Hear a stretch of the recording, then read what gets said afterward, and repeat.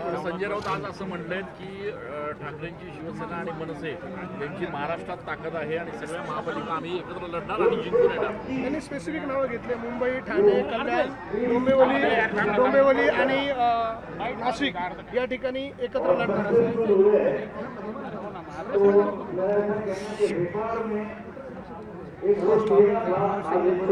बंद करतोय का चालू? काय अडचण नाही ना?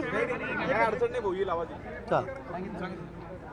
आता मी तर काही ऐकलं नाही, पण आपण म्हणतायत संजय राऊत म्हणाले ठाणे, पुणे, मुंबई, नाशिक, अजून कल्याण, डोंबिवली हे आम्ही जिंकणार.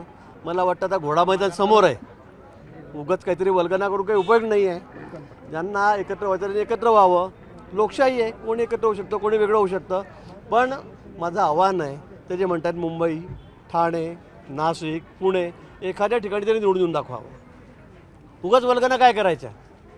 लोकांचा विश्वास भाजपवर आहे, लोकांचा विश्वास महायुतीवर आहे. विकास करायचा असेल तर महायुती सरकारच करू शकतं, महायुतीच करू शकते. आणि त्यासाठी लोकांची मानसिकता झालेली आहे की आता महाराष्ट्रामध्ये फक्त महायुती. त्यामुळे आता यांचे आपण तोंडाच्या वाफाचा रोजच आपण सकाळ झाली की बघतो आहोत. त्यामुळे मला असं वाटतं की हे फार गंभीरतेने घेण्याचा विषय नाही आहे. आता घोडा मैदान समोर आहे, निवडणुकीमध्ये या, समोर या आणि निकाल लागल्यावर मग आपण भेटू. मनसेसोबत एकत्र लढणार असं त्यांचं मत. मी सांगितले लोकशाही आहे, कोणी एकत्र होऊ शकतं, कोणी वेगळं होऊ शकतं. त्याला कोण थांबवणार आहे? कोणाला? कोणी एकत्र व्हावं. ठाकरे ते एकत्र आलं परिणाम काय होईल? मी पुन्हा सांगेल आपल्याला की या ठिकाणी त्यांनी ते म्हणतायत ना, निकालानंतर आपण भेटू. ठाकरे मग आम्हाला विचारा काय झालं म्हणून, त्यांना विचारा काय झालं म्हणून. ठाकरे एकत्र आल्यामुळे मराठी मतं जे आहेत त्यांनी वज्रमूठ बांधून आता निवडणूक जिंकून देण्याचं ठरवलंय. नाही, निवडणुका आली की फक्त मराठीचा नारा लावायचा, मला हे कळत नाही आहे. आणि मराठी मतं काय आमची नाहीत का? महायुतीच्या बाजूने मोठ्या संख्येमध्ये विधानसभेमध्ये आपण बघितलं काय काय झालं, कसं झालं आणि शेवटी काय निकाल काय आला. शेवटी मला वाटतं विक्रमी मतांनी आम्ही विधानसभेमध्ये निवडून आलो. सगळ्या क्लुप्त्यांनी त्या ठिकाणी केल्या, सगळ्या भानगडी लावण्याचं काम त्यांनी वर्षभर त्या ठिकाणी केलं, पण उपयोग काही झाला नाही. लोकांचा विश्वास इथे आम्ही असा भेदभाव करतच नाही. हा कोण तो कोण, हा कोण तो कोण, जातीपातीमध्ये भानगडी, धर्मामध्ये भानगडी. मला वाटतं लोकांचा विश्वास हा आमच्यावरच आहे, महायुतीवरच आहे. आणि आज ज्या पद्धतीने महायुती देवेंद्र फडणवीस साहेबांच्या नेतृत्वाखाली काम करते आहे, त्यामुळे लोकांना माहीत आहे की आता आपल्याही शहरांचा विकास कोण करणार आहे, कोण निधी देणार आहे, किती चांगल्या पद्धतीने सगळं इन्फ्रास्ट्रक्चर उभं राहते देशामध्ये, राज्यामध्ये, कशा पद्धतीने कामं चाललेले आहेत. त्यामुळे कोणी किती वल्गना केल्या तर त्याचा काही उपयोग नाही. आता लोकसभा निवडणुकीच्या नंतर बहु मनसेच आणि भाजपची जवळी पडलेली होती. आता आगामी महापालिका निवडणुकीच्या अनुषंगाने राज ठाकरे यांना जवळ घेण्यासाठी काही प्रयत्न केले जाणार आहे का भाजपकडे? नाही, मी ह्या ऑपरेशनमध्ये मी नाही आहे. आमचे नेते आहेत, हा मोठा विषय आहे. देवेंद्रजी मान्य आमचे नेते आहेत, ते या बाबतीमध्ये लक्ष घालतायत. असं काही आहे का पण चर्चा? नाही, मला या बाबतीमध्ये काही माहिती नाही. आमचे देवेंद्रजी आमचे नेते आहेत, रवींद्र चव्हाण आमचे आता अध्यक्ष आहेत, ते या बाबतीमध्ये सांगू शकतील. पण माझं खरंच या बाबतीमध्ये मला कुठेही माहिती नाही किंवा माझं कोणाशी बोलणं नाही. आपलं काम फक्त एवढंच आहे, आपल्याला जबाबदारी दिली ती पाळायची, निवडणुका जिंकायच्या, दुसरं आपलं काही काम नाही. भाऊ, एकनाथ खडसे असं म्हणताय की थोडं जळगावकडे पण लक्ष द्या. हां, तुम्हाला म्हणताय की कोण म्हणतं? एकनाथ खडसे म्हणताय जळगावकडे पण थोडं काळजी करू नका, काळजी करू नका. मी त्यांना सांगितलं की तुमची नगरपालिका तरी सांगा मला मुक्तिनगर तुम्ही निवडून टाका म्हणून. तुम्ही कशाला मला लक्ष द्यायला लावतात? माझं लक्ष सगळीकडे आहे, पूर्ण उत्तर महाराष्ट्राकडे माझं लक्ष आहे. जळगाव असू द्या, धुळे असू द्या, नाशिक असू द्या, नगर असू द्या, इथल्या जिल्हा परिषद असू द्या, इथल्या नगरपालिका असू द्या का महानगरपालिका, त्यांनाच विचारा की तुम्ही काय निवडून आणताय म्हणून. गिरीश खडसेंच्या जावयावरती प्रांजल खेवलकर यांच्यावरती पुन्हा पुण्यामध्ये गुन्हा दाखल झाला. एका महिलेने तक्रार दिली की चोरून व्हिडिओ काढला होता म्हणून पुन्हा गुन्हा दाखल झालाय. नाही, मला या बाबतीमध्ये काही माहिती नाही. मी सकाळचा इथे आज झालाय. एका महिलेने गुन्हा दाखल केलाय. तिचं म्हणणं आहे की तिचे काही व्हिडिओ काढले गेले आणि चोरून व्हिडिओ काढले, त्याचा गैरवापर केला, अशा हा गुन्हा आहे, गुन्हा दाखल झाला. नाही, मला खरंच या बाबतीमध्ये तुम्ही सांगताय तिथं आपण इथं तुम्हाला विचारलं असं की तुम्ही बोलले असते, पण मी सकाळपासून अगदी मिनिट टू मिनिट कार्यक्रमात आहे. 2.5 तास लेट माझे कार्यक्रम चाललेले आहेत. मला या संदर्भामध्ये कुठली माहिती नाही. निश्चित माहिती घेऊनच मी या बाबतीमध्ये बोलेन. आणि या बाबतीत मला असं वाटतं की आता पोलीस तपास करतायत, त्याच्यासमोर सगळे एव्हिडन्स आलेले आहेत.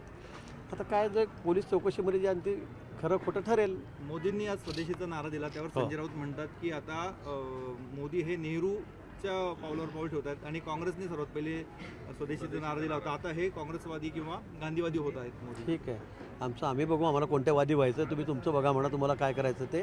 मला वाटतं संजय राऊतांना प्रत्येक गोष्टीला उत्तर देणं काही आवश्यक वाटत नाही मला. पण आमचा नारा जो आहे तो स्वदेशीचा आधीपासून आहे.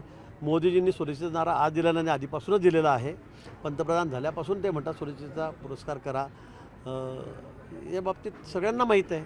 आणि खरं आहे आता जे सध्या आंतरराष्ट्रीय जी सगळी पॉलिसी चाललेल्या आहेत, अमेरिकेचे धोरण आहे मला वाटतं, त्यामुळे आता आम्हाला स्वदेशीचा पुरस्कार करावाच लागणार आहे. त्याशिवाय आता पर्याय नाही आम्हाला. आणि आम्ही का पुढे नाही देतं? आमच्या देशातल्या वस्तू आम्हीच खरेदी करायचं ना. आम्हाला कशाला बाहेरचं माल पाहिजे? आमच्याकडे सगळं बनतं आहे आता. आम्ही आता खूप पुढे चाललेलो आहोत. मला वाटतं की आता थोड्या दिवसात अजून बघा, 1-2 वर्षामध्ये काय परिस्थिती होते. 2014 नंतर भारताला खड्ड्यात घातलं मोदींनी असं त्यांचं म्हणणं आहे. कोणाचं? राऊतांचं. ए बाबा, आता ते राऊत मग लोकांपुढे, जनतेपुढे जा, त्यांना मतं मग काय सांगून की मोदींनी खड्ड्यात घातलं म्हणून. मग कळेल कोणाला खड्ड्यात कोण घालतं तर. हां, तुम्हाला कुठे ठेवतात लोक हे तुम्हाला कळेल ना. आता तुम्हाला पार तुमचा खड्डाही गेला, अड्डाही गेला, सगळंच गेलं, तरी पण तुमचं काही ना काही बडबड चालूच आहे. मोदींनी खड्ड्यात घातलं म्हणजे मला कळत नाही या माणसाविषयी काय बोलावं काय. त्यामुळे हे नॉन कॉग्निशेबल आहेत. त्यामुळे त्यांचं रोज ते काही बोलतात. तुळजाभवानी भाषणात आता असं म्हटलं की 2019ला तुमचा शब्द पाळला आणि त्यांनी मदत केली. म्हणजे त्यावेळेला महायुती होती, ते आमच्याकडेच होते. शिवसेनेचा एक उमेदवार पण दिलेला होता. एक उमेदवार होता शिवसेना. ठीक आहे, ते असेल, पण त्यांच्याशी माझं बोलणं झालेलं होतं आणि त्यांनी आम्हाला मदत केलेली होती. पण त्यांनी आताच्या भाषणामध्ये बडगुजरांनी पक्षांतर्गत खदखद व्यक्त केलेली आहे. तुम्हाला इकडे यायला आमदार जबाबदार आहेत अशा पद्धतीने सीमाताईंनी ते यायला हवं होतं असं ते म्हणले. सीमाताई नाही, नव्हत्या. असं कुठेही नव्हतं. असं कुठे सीमाताईंकडे कार्यक्रम चालू आहे दुसरा, तर त्यामुळे जरा ते तिकडे होत्या. दवाखान्याचा हॉस्पिटलचा कार्यक्रम आहे, त्यामुळे त्या तिकडे होत्या. पण असं कुठेही नाही. एकदा पक्षाने ठरवलं त्यावेळेला त्यांनाही सांगण्यात आलेलं होतं, अगदी वरून अध्यक्षांपासून सांगण्यात आलेलं होतं की बडगुरांचा प्रवेश आपल्याला करायचा आहे आणि तो त्याच वेळेवर झालेला. आमदारांची नाराजी काही कमी होत नाही. नाही नाही, त्या कुठेही नाराज नाही आहेत. आज सकाळपासून त्या माझ्यासोबतच होत्या. त्या कुठेही नाराज नाही आहेत. बडगुजरांवरती नाराजी कमी होत. मला नाही वाटत आता ती राहिलेली नाही. भाऊ, वारंवार अशा प्रकारे एकमेकांच्या विरोधामध्ये बोलणं, पक्षात एका पक्षातच राहून आता एकाच पक्षात आले. पक्षाची प्रतिमा मलिन होती. आता हळूहळू ते कमी होत चाललेलं आहे. तर थोडं त्याला वेळ लागतो काही गोष्टी व्हायला. पण मला वाटतं थोडं वेळ सगळ्यांना औषध असतं, काळ औषध असतं. आता तुम्ही थोड्या दिवसांनी बघा, अजून पुढच्या आठवड्यात मेल्यावर अजून काय काय होतं. मग युती झाली नाही. महापालिकेसाठी आपण 100+ नारा दिलेला आहे. महायुतीमध्ये की भाजप? मी आधी ते सांगितलं, महायुतीलाच आम्ही लढवणार आहोत. महायुतीमध्ये आम्ही निवडणूक लढू नाशिकची आणि 100चा आकडा पास करू 122 पैकी. दुर्दैवाने मी म्हटलं काही अपरिहार्य कारणामुळे युती नाही झाली, तरी पण भाजप 100+च राहील. Okay, thank you.